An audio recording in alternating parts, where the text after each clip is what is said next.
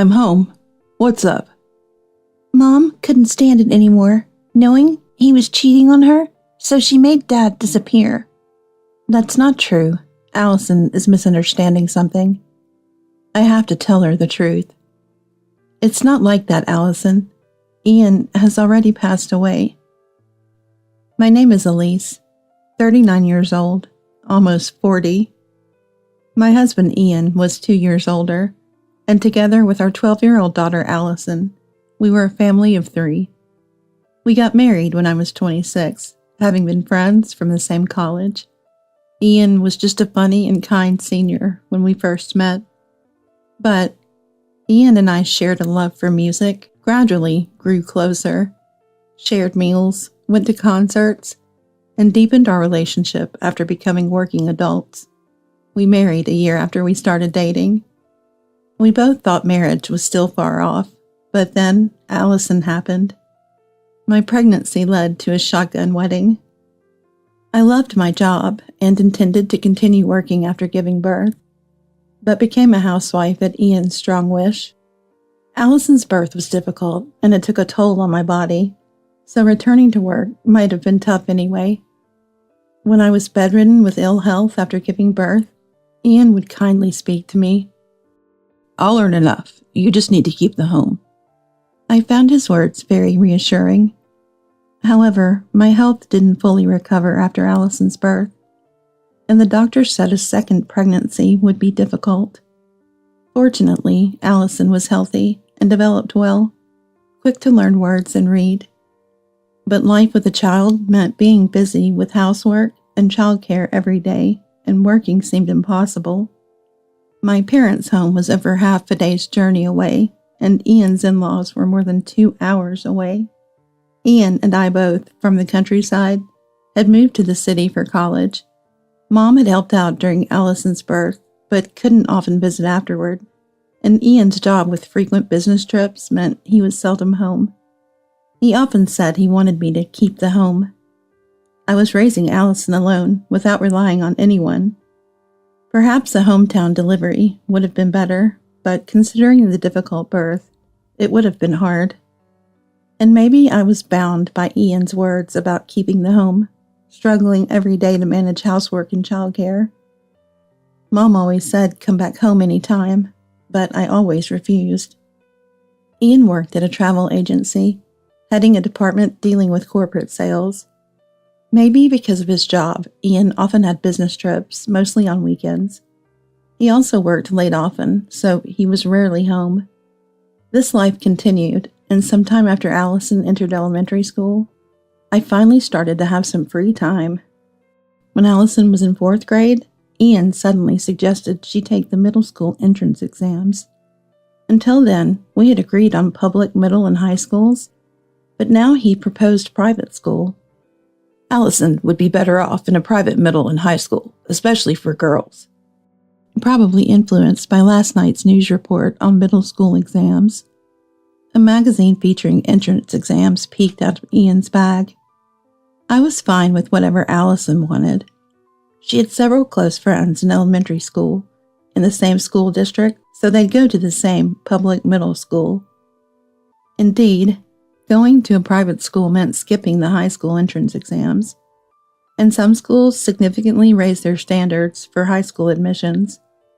Maybe there are big advantages to Allison taking the middle school exams. As I pondered, Ian leaned forward, continuing his argument. You might not know, but there are factions in the company based on which university you attended. Your career advancement depends on it. Ian got more passionate, speaking forcefully. You can't go to a good university from a public middle school.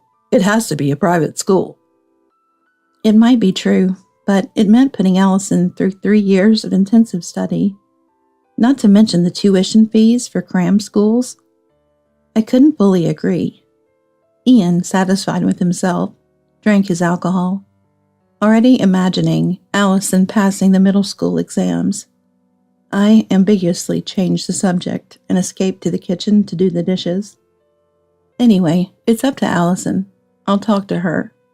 Allison is quite pragmatic. Fine, but I want to choose the middle school myself. and pick the tutoring school too. Since entering elementary school, Allison has always been quick to learn and grasp concepts, often ahead of the other kids in her studies. She loves reading books, delving into novels without illustrations, and even sci-fi stories. Sometimes she asks me about difficult words in these novels, and often I can't answer. So I gave her the tablet I used to help her research. With Allison's decision to take the exams, I decided to support her fully. I started looking for a part-time job to manage the tutoring fees. While reminiscing with a former colleague, I learned that my old company was looking for people. I contacted my previous employer requesting to be rehired. Allison on the tablet seems to be looking at various tutoring schools. She tells me things like, "This tutor doesn't seem good," or, "The materials here are great." I gathered information too, asking around at work and among mom friends. When I discussed tutoring schools with Ian, who had been keen on the exams, his response was unexpected. "Okay, she can do it, she likes." I thought he would be more involved, suggesting which tutoring school was best, but he seemed disinterested. I had waited for Ian, who came home late, preparing lots of materials, but "Don't talk like that. Take it more seriously." "Just make sure she passes. Keep the home safe." Ian said his piece and went to take a shower. Sure, he's right. But parental support is crucial for middle school exams. Everyone I consulted said so. I even returned to work to earn tutoring fees. Ian just wants her in a good school with no intention of helping. Allison, on the other hand, is mature. She's looking for tutoring schools herself, researching study methods. She's probably more reliable than me. Ian's casual do-as-she-likes comment stuck in my mind like a thorn. Why would he say it like that? I felt pushed away by Ian. Certainly we spend little time together. I can't say we communicate well. I feel distanced by Ian, especially since Allison's birth. As my health wasn't great, the warmth in our relationship faded. I was busy with unfamiliar childcare duties. I sensed Ian didn't see me as a woman, but I didn't want to admit it. Ian probably doesn't think I'm struggling. He suggests hiring a housekeeper when he sees me busy. If I had such money, it'd go to Allison's exam fees. I kept pushing myself, struggling daily. When Allison was in the 6th grade, deep into exam prep, I fell ill. Exhaustion and sleep deprivation left me bedridden. At that time, Ian showed little concern, only saying rest up before leaving for work. Allison contacted Mom. I was saved by my daughter.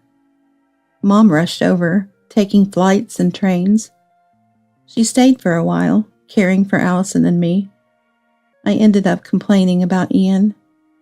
Mom defended him, saying he's busy with work. I nodded, then covered my head with the blanket, hiding my tear-streaked face. "It's okay to ask for help. You always try to do everything alone." Mom stroked my head gently. Her words and kindness made me feel safe, like returning to childhood. Comforting, yet I felt pathetic. I'm Allison's mother. I need to be strong for her. Perhaps I'm too bound by Ian's words to keep the home. I always thought I had to do it alone. I've wished Ian would be more involved in home and Allison's matters.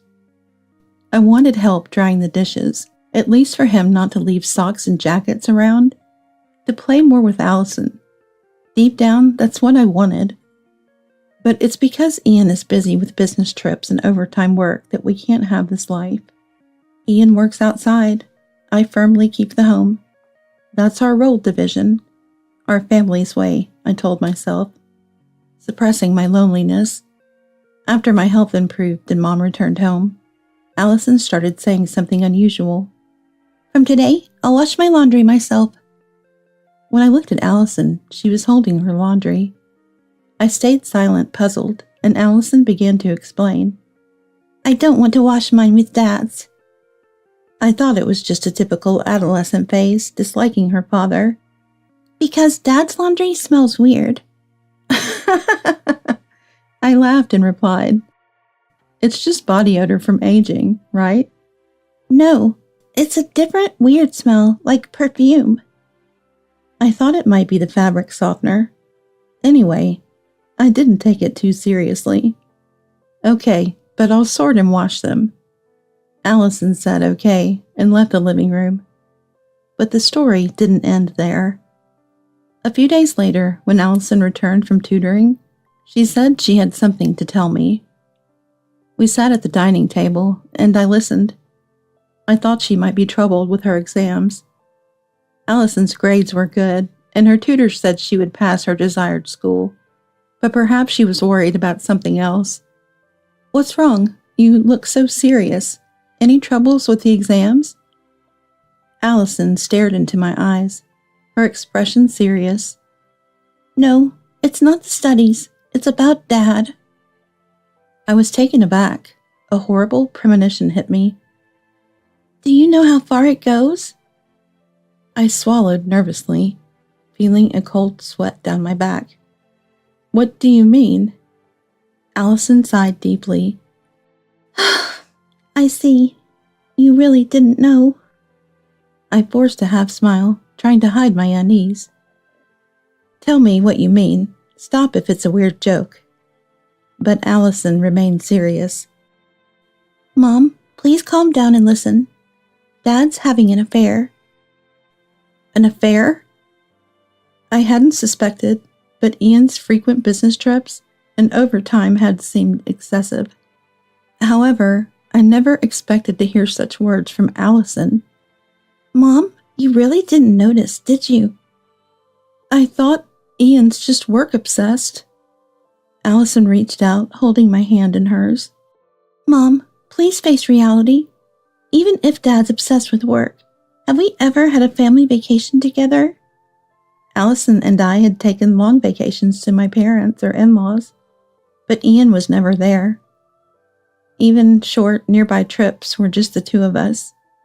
Looking back, Ian was always absent. Allison continues talking. Haven't we? Isn't his company too much of a black company? Ian's company was indeed popular among students for employment. But Ian's a manager. He's busy. I stuttered, trying to cover up. Allison remained calm. Managers aren't that busy, right? He shouldn't have so many business trips. I couldn't argue against Allison's points. Management rarely leaves the office for field work, mostly desk jobs. It was the same at my company. Also, friends with busy parents usually get taken on summer or Christmas vacations. What about us? I stayed silent, unable to refute. Indeed, everything Allison said was right. Dad's been irresponsible. I've always thought that. I didn't want Allison to speak ill of Ian, or to think badly of him. He's not irresponsible, right? He supports our life. Allison interrupted me mid-sentence. That's a given. Every family does that. What I mean is, does Dad care about you or me? Allison had realized something crucial. The worst form of abuse from a parent to a child is indifference. Finally, Allison said it. Ian was failing as a father. But how did Allison notice Ian's affair? I hadn't. I asked her how she knew. Allison said she smelled a sweet, unusual scent on Ian's laundry, different from our usual fabric softener. She smelled the same scent on a woman passing by her tutoring school. It seemed like perfume. Allison's tutoring school is near a bustling area with many adult-oriented shops. That's probably where she noticed the scent. Also, Mom, I'm sorry. I should apologize first. I wondered what she was talking about and nodded slightly. Listen, I skipped tutoring and followed Dad on his business trip. I opened my eyes wide, about to speak. Allison began to talk, cutting me off. That's why I apologized first. Just listen without saying anything. I decided to encourage her to continue and nodded slightly again. Dad wasn't on the business trip alone. He was with a woman, and they were holding hands like lovers do. I was faced with a harsh reality and unknowingly straightened my back. Allison, perhaps nervous, swallowed her saliva. On a different day, I went to Dad's office around 7 p.m. Dad and that woman came out and went into a hotel together. I was confused. The things I had been avoiding were now laid bare before me. More than that, I felt guilty for letting Allison, still in elementary school, go to such a place. Making Allison do such a thing, I'm failing as a parent. Tears started to spill from my eyes. I'm sorry for making you do all this, Allison. I'm a terrible mom. Allison gripped my shoulder tightly with one hand and handed me a tissue with the other. I just want to see you happy and smiling, Mom. Allison looked at me with a gentle gaze. Thank you, but don't do anything dangerous like this again, okay? I spoke to Allison with tearful eyes and a nasal voice. Got it, sorry. Allison apologized sincerely. I shook my head vigorously. It's not Allison's fault. The one to blame is Ian, of course. But now, it's a matter for adults. I don't want to involve Allison. But remember this, I'm always on your side, Mom. I stood up and hugged Allison tightly. After that, Allison stopped talking about Ian. I had suspected Ian's infidelity. I had been turning a blind eye to it. I didn't want to admit it, and I hated the thought of arguing with Ian. I thought enduring it alone was enough to protect our home. But Allison couldn't bear it. I hadn't considered her feelings. I was wrong. I made Allison feel bad and put a burden on her. I work at an insurance company.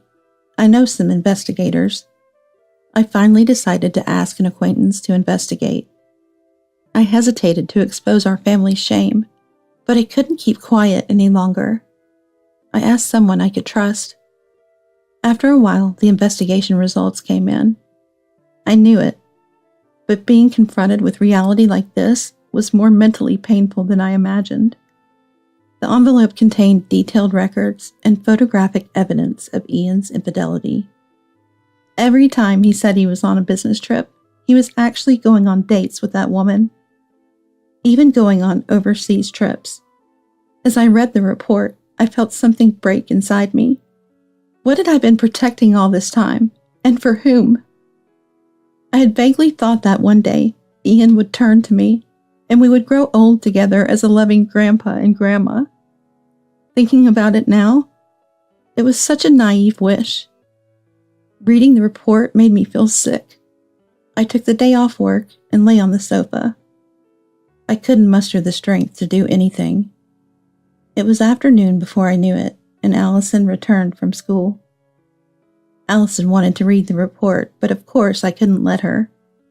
Reluctantly, she gave up, ate dinner, and then went to tutoring. Alone at home, I wondered what to do, how to face Ian.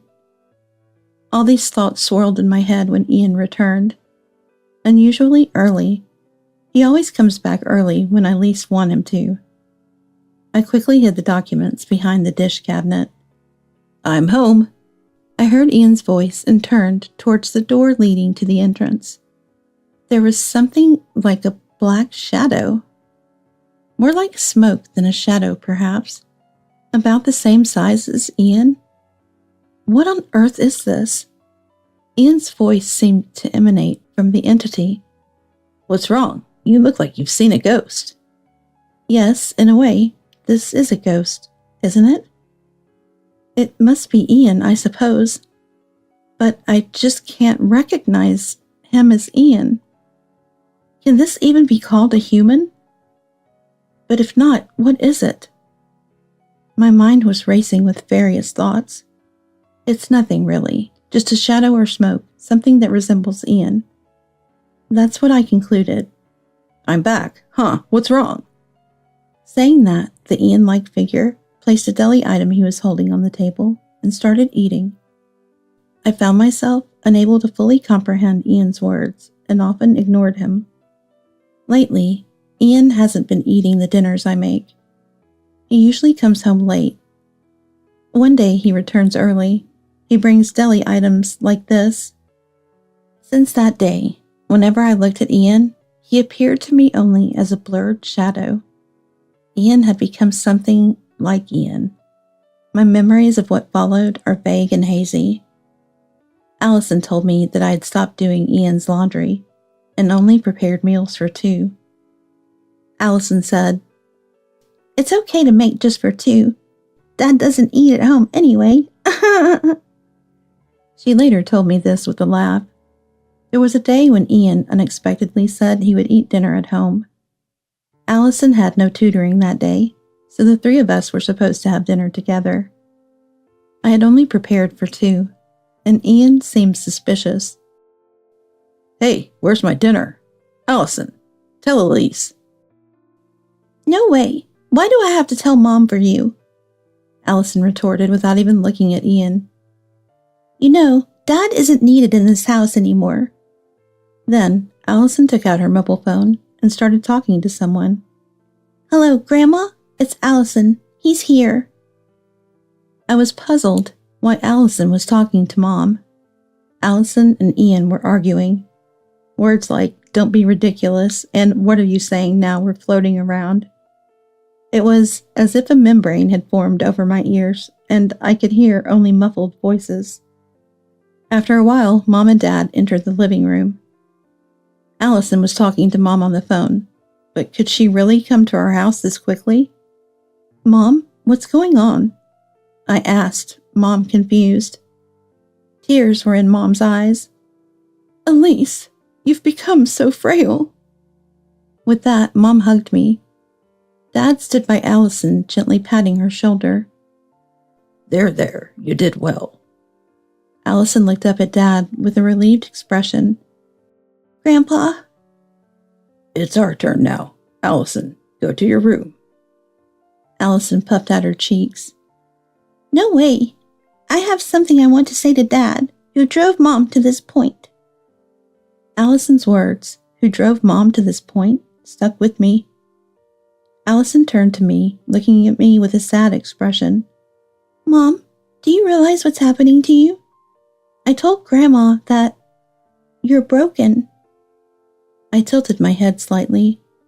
What does she mean by "I'm broken"? Allison spoke to Ian. "Dad, Mom doesn't think of you as her husband anymore." Ian seemed surprised by the sudden visitors, but Allison's words brought him back to reality. "Hey, Allison, what are you saying? Right, Elise?" Ian turned to me, seeking help. Then Dad gently asked me, "How many people did you prepare dinner for today?" I was puzzled by Dad's question. Why would he ask that? "What are you talking about? We're not just 2. I only made dinner for 2. Besides, there's just this weird shadow-like thing." Dad and Mom looked at me with sad eyes. What's going on? Am I forgetting something important? "Today we're here to talk to this person only." Dad pointed to the floating Ian-like thing. Dad handed me an envelope he was holding. Confused, I took it. What's this envelope about? Dad's eyes lowered, perhaps with sadness. "Allison sent this to our house." Mom's face clouded with tears. "You've even forgotten about the investigator, haven't you?" Mom sounded mournful. I couldn't figure out why Mom was so upset. "Mom, why do you look so sad?"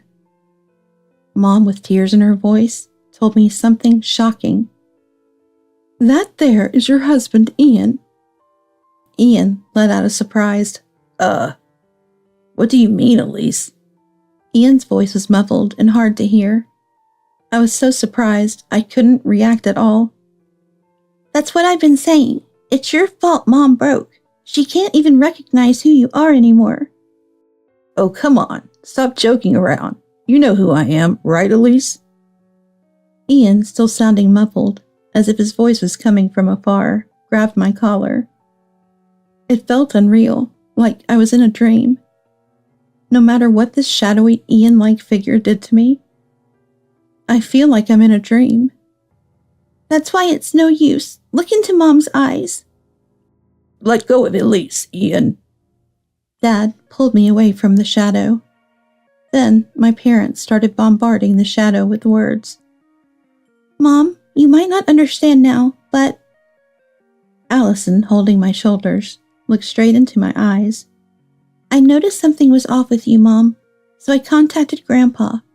I even sent him the envelope hidden behind the cupboard. My condition, was it really that strange? Indeed, recently, I've been feeling detached from reality, almost like I'm floating slightly off the ground. For some reason, it felt like my feet were slightly lifted off the ground.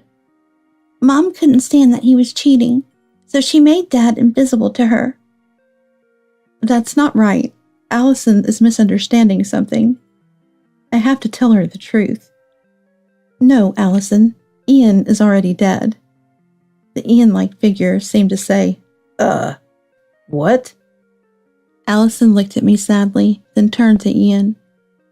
Dad, that's what's happening. Ian slowly sank into the ground. Let's leave for today. Mom gently embraced my shoulders and led me to the entrance. That day, I left the house with Dad, Mom, and Allison, leaving a weeping Ian behind. A few days later, we visited Ian's parents' home. Allison was staying at a hotel, apparently. Ian's parents apologized profusely to me. Elise, it's been a while. We wanted to visit you, but Tamara was hospitalized due to stress. I see. Tamara was very fond of Ian. She was too attached to Ian, right, Ian? At John's call, Ian emerged from the back. There was another Ian-like figure here, which surprised me at the time. Ian, with his muffled voice, began to speak. Dad, what's all this fuss about? Ian looked back and forth between my parents and me. Father-in-law John looked sternly at Ian. John, usually a man of few words and a stern demeanor, valued etiquette highly. What do you mean? What's this all about? John scolded Ian sharply. Ian stood up straight, startled. We've received a report from the investigator. Elise, I'm so sorry. It must have been a shock when you found out. So Dad's blaming me too, huh? John raised his voice even louder at Ian. How many years has it been since you stopped coming home? Tamara was very lonely without you. Well, I've been busy with work. Ian started to mumble an excuse. Don't be ridiculous. We believe those words. Elise reported the same to us. John's temples were throbbing, his face turning red. He was clearly very angry. You, how could you? John threw the envelope containing the report at Ian. Tamara always talked about how lonely she was to Elise. What am I supposed to do about that? Ian rebutted in a low voice. Shut up. And that's your excuse for not coming home. John pointed at the envelope on the floor. Dad picked up the envelope that had fallen near Ian. I'll do it. Now in front of my parents, all the sins Ian committed were about to be revealed. John nodded silently. Dad cleared his throat softly and began reading the document.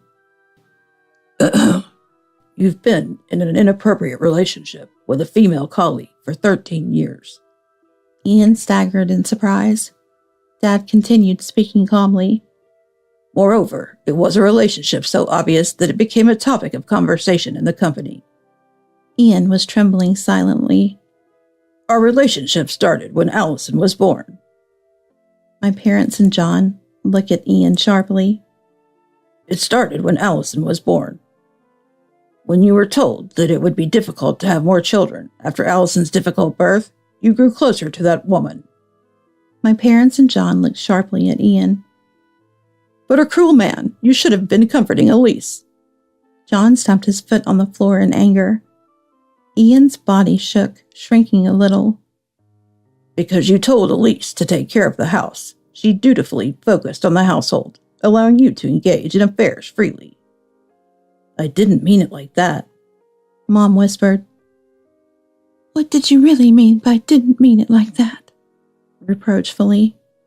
Apparently, you also went on overseas trips 5 times, no less. Was everything he said about business trips actually secret meetings with that woman? Using your job at the travel agency as a cover. You're rotten to the core. And furthermore, the woman believed she could marry you? Ian, how old is she now? Dad's anger was escalating, his tone getting sharper. She's 36. Ian's voice was hoarse, almost a whisper. The woman's at fault too for continuing the relationship, but she believed for 13 years that she could marry you. Mom's words, the worst, echoed in the room. She regrets the relationship and is deeply remorseful. She's even willing to pay alimony in the divorce proceedings. And yet, what about you? You wasted the best 13 years of her life. Both sets of parents continued to blame Ian. Ian looked pitiable, almost on the verge of tears. Then, a man in a suit entered the room. He seemed to have been waiting in another room. The man handed John some documents. John placed them in front of Ian. Sign this. Ian looked at the document, surprised. Divorce papers and a settlement agreement. The alimony amount for the divorce trial is written there. Ian looked up at John with tearful eyes. Please, Dad, help me. John stomped his foot hard on the floor. No. Do you realize Tamara collapsed because of this? Who do you think is to blame? Ian shrank back. Tamara said she wanted to hit you herself for what you've done. She cries every day in her hospital bed, regretting your upbringing. Ian, perhaps thinking of his mother, hung his head and clenched his fists. Carrying on an affair for 13 years. How can you even say such a thing? Ian raised his head, perhaps seeking forgiveness. But you're my parents. Please help me. John looked away from Ian in disgust. There's no way we would help you. How can you still be so naive at your age? We're cutting ties with you. No, don't say that. Ian, with tears in his eyes, clung to John. The inheritance we were going to leave you. It's going to Allison now. Please don't say that. Help me. To Ian, help seemed to mean money. Desperate, he began to apologize profusely. Please, I'm begging you, help me somehow. We won't reduce a single cent of the alimony you and that woman owe. John signaled to the man in the suit. The man stepped forward. The lawyer. The lawyer began speaking in a very calm voice. Let's discuss the divorce. Elise, you intended to divorce, correct? It's not about divorce. We are a family of 2. Indeed, but for your future, we need you to sign here. The lawyer presented the document to me, pointing at the signature line. Yes, I suppose it's necessary, even though my husband is dead. I didn't think it was okay to leave things as they were. A closure was necessary. Dead? At this moment, I truly believed that Ian and I were separated by death. Ian's infidelity had eroded my heart, and his frequent absence had led me to fantasize in my mind that Ian was dead. That's probably why, even when looking at Ian, he appeared to me as a shadow, a smoke, something like Ian. This realization came to me during counseling, that at this time I perceived Ian as dead, and that something like Ian was around me. All I wanted was to protect the life with Allison. The lawyer continued speaking. There's no problem with signing the divorce papers and the settlement agreement, right? I nodded deeply, and Ian reluctantly did the same. Furthermore, regarding the other woman, she has apologized for causing great distress to Elise. She also says she will sue Ian for marriage fraud. Ian looked stunned, losing all expression. What? She claims that all the complaints Ian made about Elise were lies, just to deceive her. 13 years of being misled by marriage promises. Therefore, she's suing for marriage fraud. What about the evidence? Ian, though teary-eyed, started to look defiant. The lawyer pulled out an IC recorder from his pocket. The woman recorded all the conversations with you. It even includes your marriage promises. There's more evidence besides this. Ian finally broke down in tears. The woman said she's awakened from this ordeal. she's determined to break up with him for good. Ian continued to cry. Finally, there's something she asked me to say to Ian. The lawyer faced Ian squarely. Don't mess with me, you bastard! The lawyer shouted at Ian with such a loud voice that it shook the room. Then he turned back to us. My apologies. Ian, startled, collapsed to the floor. My parents and John cheered with an, "Oh." The lawyer left, saying, That will be all. Ian remained sitting on the floor, as if his legs had given way. Ian, don't think this is the end. You're being disowned from this house and going to a monastery. A priest I know has agreed to take you in. There, you'll train, acknowledge your sins, and accumulate merit. Ian hung his head, tears streaming, sobbing. Elise, don't worry. The alimony will be paid out of Ian's retirement fund. He'll also get a little salary. Dad placed a gentle hand on my shoulder. Even if a guilty verdict for marriage fraud is reached, his salary will be seized. Subsequently, Ian resigned before being criminally charged with marriage fraud. He claimed he didn't want to trouble the company, but likely it was for the retirement fund. When he said goodbye at his company, he was laughed at and badmouthed a lot. The woman also resigned and paid me alimony with her retirement fund. I received a sincere apology letter from her. She hoped to start a new life. Though she was suing Ian for marriage fraud, it seems she agreed to a settlement. The lawyer told me the settlement amount was substantial. Ian entered the monastery as a monk, devoting himself to rigorous training. Waking up at 2 a.m., lights out at 11 p.m., with no days off, being rigorously trained by senior monks. For the often lazy Ian, it must be tough. The monastery's priest reports to John daily about Ian's training progress. The compensation for the divorce trial was paid in full by Ian. Moreover, by making Ian renounce his share of our property, all savings, the house, and land are now in my name. The child support for Allison is partially paid from the small salary from the monastery, with the rest covered by Ian's parents. Since the day I confronted Ian at his parents' house, I've been attending counseling. I didn't need hospitalization. I'm recovering at home, taking my time. Now that the main source of my stress is gone, I've been feeling better lately. I might even be able to return to my job, which I had taken a leave from. Allison successfully passed her middle school entrance exams. Despite everything that happened, she continued studying. I'm really proud of her. Today we're going shopping for Allison's middle school uniform. Imagining her in the uniform makes me excited, but also a bit sad that she's growing up. While I'm taking time to get ready, Allison urges me to hurry up at the entrance. I still want to spend more time with Allison. It seems like it'll take me a while to let go.